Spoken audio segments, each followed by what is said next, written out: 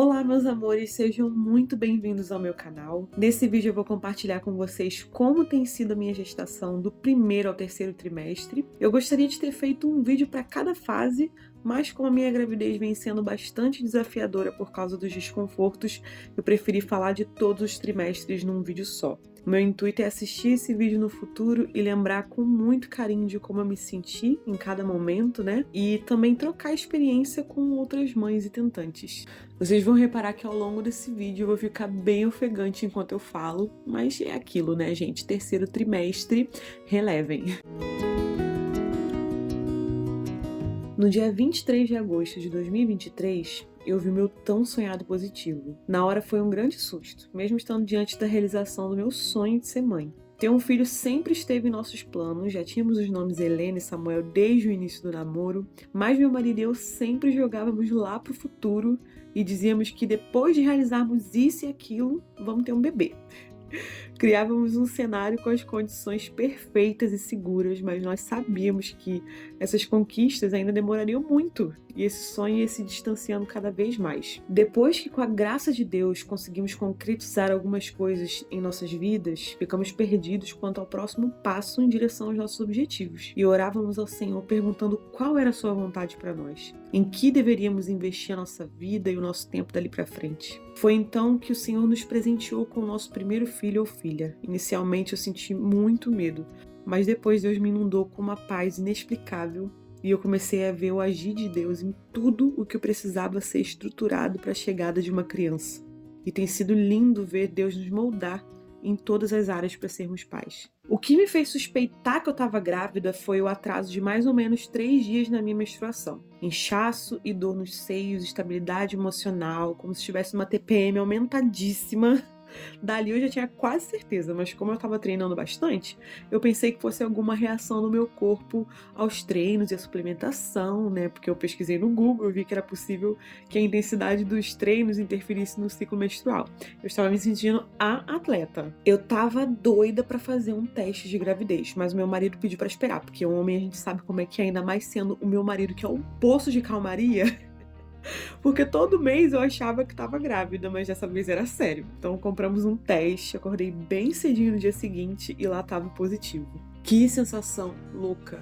Eu não conseguia acreditar. Eu estava vendo, estava ali na minha cara que estava positivo, mas eu não sei, é uma coisa muito assim, é realidade isso aqui, é real, muito louco e maravilhoso ao mesmo tempo. E é engraçado que parece que é só descobrir a gravidez que todos os sintomas aparecem, né? Os enjoos, muito sono, um sono muito gostoso, por sinal. Eu diria que as melhores partes do primeiro trimestre foram a certeza de que esse bebê é um presente de Deus pra gente e esse soninho muito bom. A pior parte foram os enjoos. Eu estava seguindo um plano alimentar que foi por água abaixo, porque tudo me dava enjoo. As únicas coisas que desciam bem era pão torrado com manteiga, batata cozida, arroz com ovo, coisas secas assim, sabe? Muitas coisas que eu amava comer, tipo banana com pasta de amendoim, até hoje não me descem. A minha médica me passou remédio, fiz as receitinhas caseiras que a minha família e os meus amigos me disseram e nada adiantava. O jeito era aceitar, entender que tudo na gravidez tem um propósito e que uma hora ia passar, nem que fosse depois do bebê nascer. Assim que eu descobri a gravidez, eu enviei um e-mail para o centro de saúde aqui da cidade onde eu moro, em Portugal, e marcaram a primeira consulta do acompanhamento pré-natal. Eu tenho gostado muito do acompanhamento, fiz diversos exames, ecografias e graças a Deus tem ido tudo bem até aqui. O acompanhamento pré-natal aqui em Portugal é gratuito. Na descrição tem um link onde vocês podem saber mais informações sobre esse tema, que eu não vou me aprofundar muito porque não é o intuito do vídeo, mas eu fiz quase todos os exames de graça. Eu só tive que pagar pelas ecografias porque eu nunca consegui a vaga na única clínica que aceita coparticipação do governo, que é quando o governo custeia o exame. Algumas mães me disseram que o segundo trimestre seria a melhor fase. Será? Mais ou menos no aspecto dos desconfortos. Os enjoos passaram, mas no lugar deles entrou a bendita azia, que também me fazia vomitar. E a azia que eu tive realmente me tirava as forças, era algo inexplicável, um desconforto assim, constante que vinha independente do alimento que eu consumisse. Mas ainda assim, o segundo trimestre foi melhor do que o primeiro, porque a barriga ainda não estava assim tão grande e eu fiquei com um pouco mais de disposição para cumprir as minhas obrigações do dia a dia. Mesmo sem enjoos e com mais disposição, o CrossFit parou de fazer sentido para mim, então eu decidi parar. Foi por uma questão minha mesmo, porque os professores da box onde eu treinava eram sempre incríveis, me davam uma atenção especial, adaptavam os exercícios, era ótimo. Mas passou a ser muito pra mim.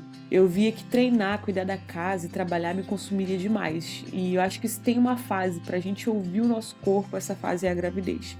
Claro que a gente não tem que ficar sedentária, mas eu acho que tá tudo bem se a gente tiver um pouquinho mais de repouso. Também foi a época em que eu comprei as primeiras roupinhas do meu bebê e a sensação foi simplesmente maravilhosa. Eu busquei umas listas na internet, pedi ajuda à minha amiga, a Ana. E só um parênteses, eu sou muito grata a Deus pela rede de apoio que Ele colocou ao meu redor, porque vocês não têm ideia de quanta ajuda, carinho, conselhos, amor eu recebi. Eu nunca vou esquecer dessa fase, de cada pessoa que demonstrou generosidade pra mim nesse momento. Eu só tenho mesmo a agradecer a Deus e a cada uma dessas pessoas. Eu fui pra casa da Ana e a gente ficou lá até 4 horas da manhã na Shein, comprando peça por peça, comparando o preço, vendo o material das roupas, escolhendo as cores. Ela com toda a paciência do mundo pra mim, caindo de sono, coitada. Ai, simplesmente perfeita, Ana, te amo. Pela bondade, graça e misericórdia de Deus, nós conseguimos nos mudar para uma casa maior. E aí a gente começou a organizar pouco a pouco o quartinho do bebê. Nós ganhamos berço, reaproveitamos móveis, compramos algumas coisas de segunda mão, ganhamos carrinho, ganhamos aquele ovo que é o bebê conforto que a gente fala no Brasil, né? E outros itens também para segurança e conforto do bebê. Eu só sei, gente, que a mão de Deus esteve presente, poderosamente provendo muito, muito mais do que aquilo que a gente tinha necessidade para a chegada do nosso bebê, e eu realmente fico constrangida com o tamanho do amor de Deus pelas nossas vidas, assim, em prover tudo de maneira tão maravilhosa. Essa fase, com certeza, é para eu nunca mais esquecer de que Deus é poderoso para fazer infinitamente mais do que tudo aquilo que pedimos ou pensamos, segundo o poder dele que opera em nós. Sinceramente, Deus é incrível. Eu só tenho um arrependimento do segundo trimestre, de não ter começado a organizar as coisas para levar para maternidade, porque afinal ainda tem muito tempo, né? Sabes de nada, inocente.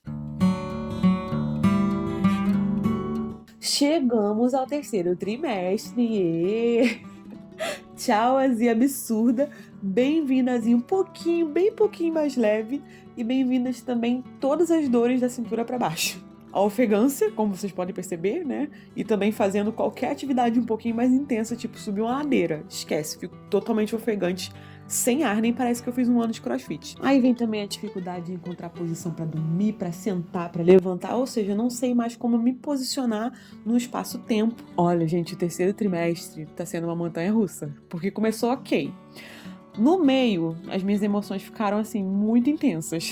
Coitado do meu marido, do pessoal lá do trabalho, tendo que me aturar, porque, sinceramente... E agora, no finalzinho, eu sinto que eu tô mais adaptada, mais tranquila, apesar das dores que eu sinto na lombar, nas pernas, cãibra. Nossa, eu sinto muita dor nas pernas, principalmente no final do dia. Uma coisa que eu não citei na parte do segundo trimestre, mas como dura até o terceiro, eu acho válido inserir aqui nessa parte pra vocês, é a questão das contrações de treinamento. Eu venho tendo desde as 22 semanas, é só uma sensação da barriga dura, que dura alguns segundos e não dói nada. E é ótimo, super benéfico, porque a gente quer que o nosso corpo esteja preparado pra gente ter um parto o mais rápido possível.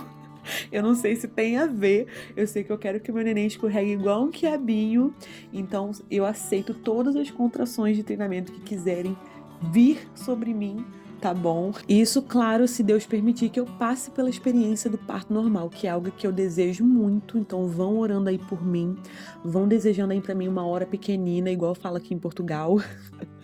Por favor, gente, vamos ajudar. Eu tive um pouco de anemia agora no final da gestação, mas a minha médica disse que era comum acontecer nessa fase. E aí ela me passou uma suplementação de ferro que eu já comecei a tomar e eu me sinto muito melhor. Mas o período em que eu fiquei um pouco anêmica foi bem difícil, porque eu não tinha disposição nenhuma e fazer as coisas simples da casa se tornou muito pesado mesmo, mas graças a Deus foi por pouco tempo. Eu já estudo sobre gestação, parto, puerpério e amamentação desde muito antes de engravidar, porque esses temas sempre me interessaram muito. Mas no terceiro trimestre eu tive a oportunidade de iniciar um curso de preparação para o parto e parentalidade positiva, que é oferecido gratuitamente pelo Sistema Nacional de Saúde daqui de Portugal, e tem sido uma experiência muito boa mesmo. Eu pude conhecer várias outras grávidas, trocar experiências, desmistificar muita coisa que eu ouvi sobre a gravidez, parto, puerpério e amamentação, e receber informações médicas atualizadas e de confiança, que é o mais importante. E eu também elaborei um bom plano de parto